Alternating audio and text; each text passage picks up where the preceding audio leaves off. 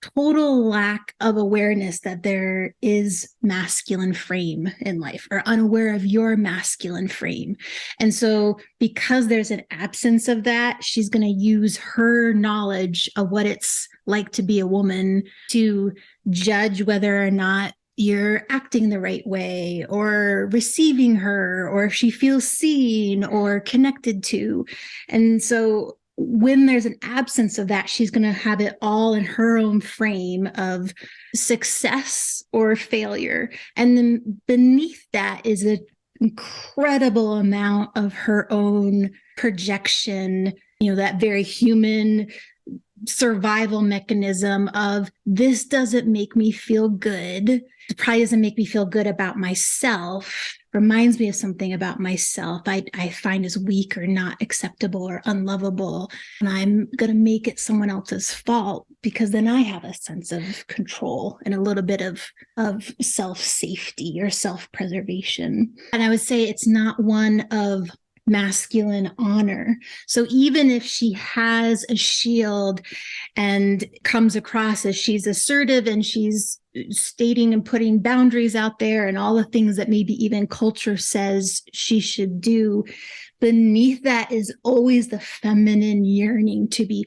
heard and seen and understood. And so everything she does in the masculine shell is trying to serve that inner need. And so it can come across as kind of manipulative, or looks one way, but she's really trying to get something else. And that really can be some of her own naiveness. It can be a very authentic trying to get what she wants, but it's super confusing and conflicting because it's such a different energy than what she's trying to get met deep inside of her. The question you ask about why would she deny this, I would go into the idea that women are more driven by feelings and emotions than their thoughts, even though they often push those feelings and emotions down. And so if there's been a part of her emotionally that's felt like she's been starving, lost, alone,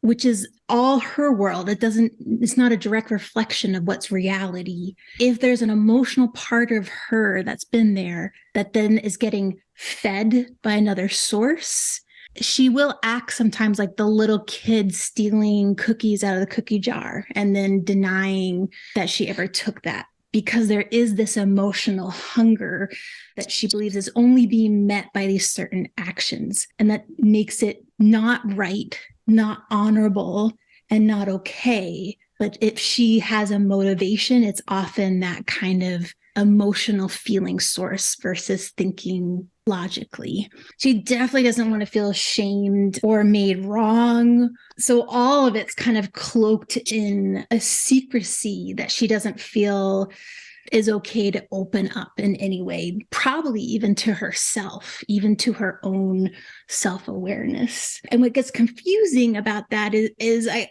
often hear such incredible work of men being like, I want to invite my wife there. I want to see her. I want her to feel connected. And she's pushing me away. And what really that hunger comes from a deeper place where she gets to be very authentic with what she's expressing, and probably has never been given the opportunity or the space or the container to be allowed to be herself. It also feels like right now she's kind of picking and choosing from the buffet of your masculine gift, your energy, your intimacy, about what she wants and what she doesn't want. She can feel a sense of her own power in that, because she can choose, yes, I want this, or no, I want to deny something else.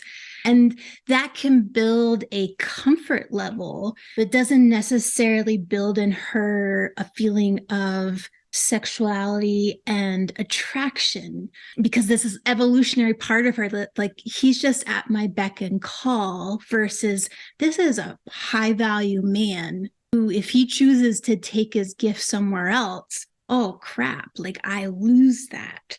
There's almost a little bit of her feeling like she owns your gift that I wish she could feel a little bit more honor and reverence for, because I feel like you deserve that.